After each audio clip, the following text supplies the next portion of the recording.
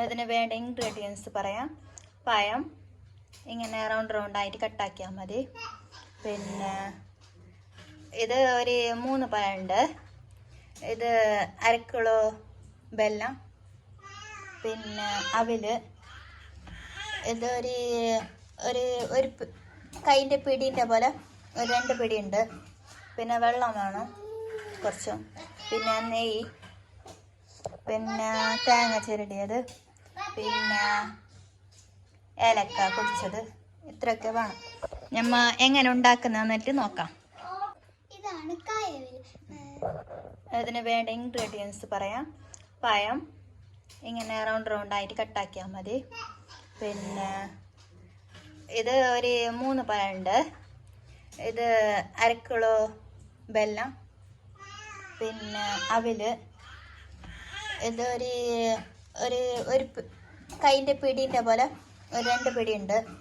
പിന്നെ വെള്ളം വേണം കുറച്ചും. പിന്നെ നെയ്യ്, പിന്നെ തേങ്ങ ചിരടിയത്, പിന്നെ ഏലക്ക പൊടിച്ചത്, ഇത്രയൊക്കെ വേണം. ഞമ്മ എങ്ങനെ ഉണ്ടാക്കുന്നതെന്നിട്ട് നോക്കാം. ആദ്യം നമ്മൾ ഒരു ചട്ടി അടുപ്പത്ത് വെച്ച്, ചട്ടി ചൂടായി കുറച്ച് വെള്ളം ഒഴിക്കാം.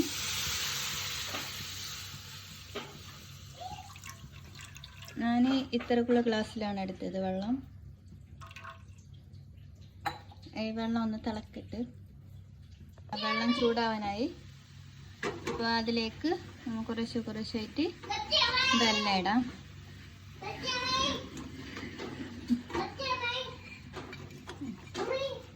വെല്ലം ഇടാം. ഇതൊന്ന് അലിഞ്ഞ് കിട്ടട്ടെ. ഇത് നമ്മുടെ ഇതെല്ലാം അലിഞ്ഞിട്ട് വന്നിട്ടുണ്ട്. ഇതിലേക്ക് നമ്മൾ കട്ടാക്കി വെച്ച പഴം ചേർക്കാം. നമ്മുടെ പഴം ചേർക്കാം.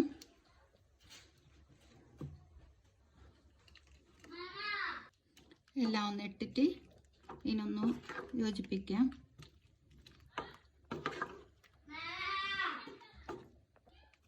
ഒരു 10 മിനിറ്റ് ഇതിൽ തന്നെ ഒന്ന് ചൂടായി ഇരിക്കട്ടെ.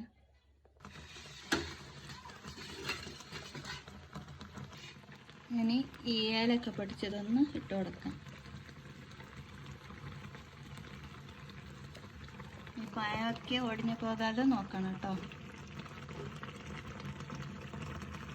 ഇനി നമ്മുടെ തേങ്ങ ചിരടി ഒന്ന് ചേർത്ത് കൊടുക്കാം.